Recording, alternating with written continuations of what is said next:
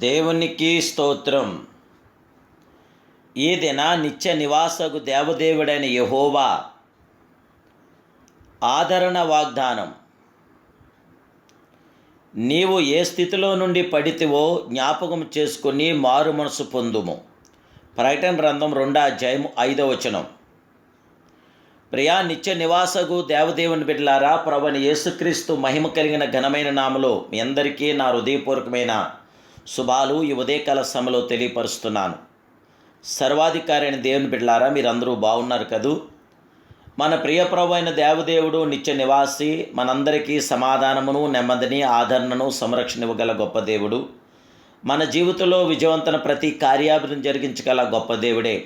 మనల్ని బలపరచగల, స్థిరపరచగల దేవదేవుడైన ఆయనందు విశ్వాసము, నిరీక్షణ, గురి కలిగి మనం ఉన్నప్పుడు ఎల్లప్పుడూ మన పక్షాన కార్యం చేసే కార్యసాధకుడు ఆయనే. అత్యున్నతుడు, మహోన్నతుడు. కైన దేవుని బిడ్డలారా, నీవు ఏ స్థితిలో నుండి పడితేవో జ్ఞాపకం చేసుకుని మారు మనసు పొందమని దేవుడి వాక్యం మనకు తెలియపరుస్తుంది. ప్రియులారా, పడిపోవడానికి గల కారణం గర్వం.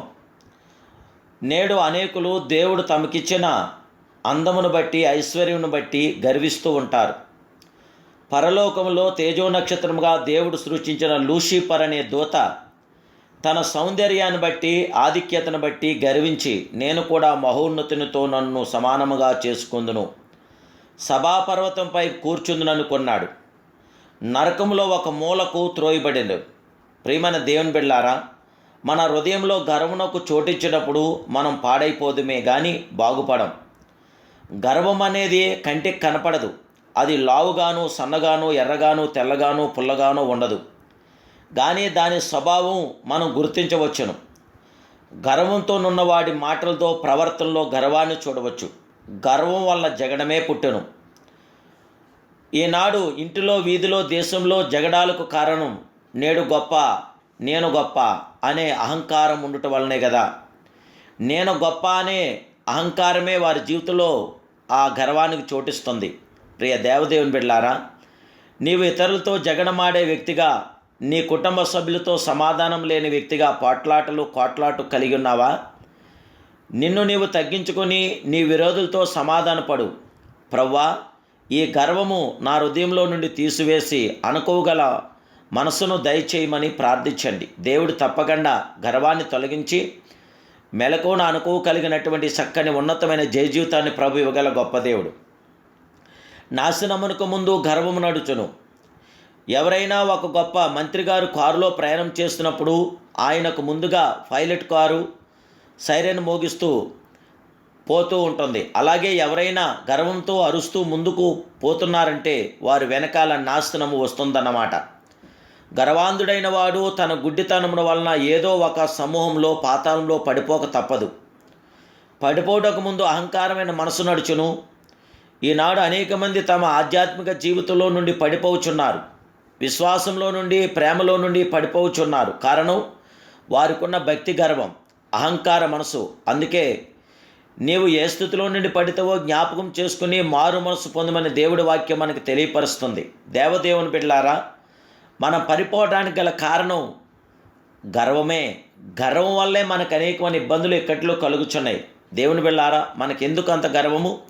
దేవునందు విధేయత కలిగి, నిరీక్షణ కలిగి, గురి కలిగి ప్రభుతో మనం కొనసాగుతున్నప్పుడు సర్వాధికారైన దేవుడు, ఆ సర్వకృపామయుడైన దేవుడు, సర్వోన్నతుడు మన జీవితంలో విజయవంతన ప్రతి కార్యమును మన పట్ల జరిగించి మనకి మేలను గ్రహించగల మహిమగల రాజు, మనకి జయమివ్వగల జయశీలుడు, మనకి విజయము గల విజయశ్రీడే మన ప్రియ చక్రవర్తి అయిన దేవుడు. దేవుని బిడ్డలారా, కలవరిగిరిలో మన కొరకు రక్తాన్ని చిందించిన కలవరి నాథుడికి మహిమకరంగా మనం జీవిద్దాం. కలవరి ప్రపంచానికే కేంద్ర స్థలమని గుర్తించండి. కలవరి క్రైస్తవ విశ్వాసికి పుణ్యక్షేత్రమని గ్రహించండి. పవిత్రైన దేవుడు, పాపైన మానవుడు కలుసుకున్న గొప్ప స్థలమే కలవరి గనక దేవుని ప్రేమ ఎంత ప్రగాఢమైనదో కలవరిలో మనం చూడగలుగుతున్నాం.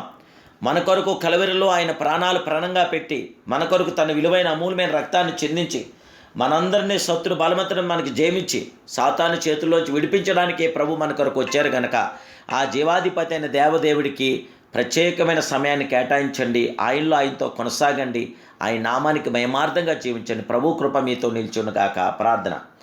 పరిశుద్ధుడు, మహాపరిశుద్ధుడు, మహోన్నతుడు, సర్వోన్నతుడైన మా ప్రియ కన్న తండ్రి, న్యాయమూర్తి, న్యాయాధిపతి, పరిశుద్ధుడా, నిత్య నివాసి, నీకు స్తోత్రాలు. ఈ ఉదయకాల సమయంలో నీ బిడ్డలైన మమ్మల్ని జ్ఞాపం చేసుకుని మీ సన్నిధానం మీ బిడ్డలైన మాకు అందరికీ అనుగ్రహించండి. మీ బిడ్డలైన మాకు సమానార్థమైన కార్యం జరిగించండి. దేవానికి స్తోత్రాలు. మేము ఏ స్థితిలోని పడిపోతామో జ్ఞాపకం చేసుకుని మారు మనసు పొంది నైనా మరలా నీ మాటలో, నీ బాటలోని కట్టెల్లో జీవించడానికి ఎలాంటి అహంకారం, అజ్ఞానం, మూర్ఖత్వమాలు లేకుండా పరిశుద్ధత, పవిత్రత జీవించే మాకు అందరికీ దయచేయమని యేసుక్రీస్తు పరిశుద్ధరాములు బిడ్డలందరినీ ఆశీర్వదించి దీవించి బలపరి స్థిరపరిచి నీ కొరకు పరిశుద్ధపరచమని యేసు నామములో ప్రార్థిస్తూ నీ ఆశీర్వాదం మీ బిడ్డలైన మాకు అందరికీ దయచేయమని అడుగుచున్నాను పరమ తండ్రి. Amen, amen, amen. May God bless you.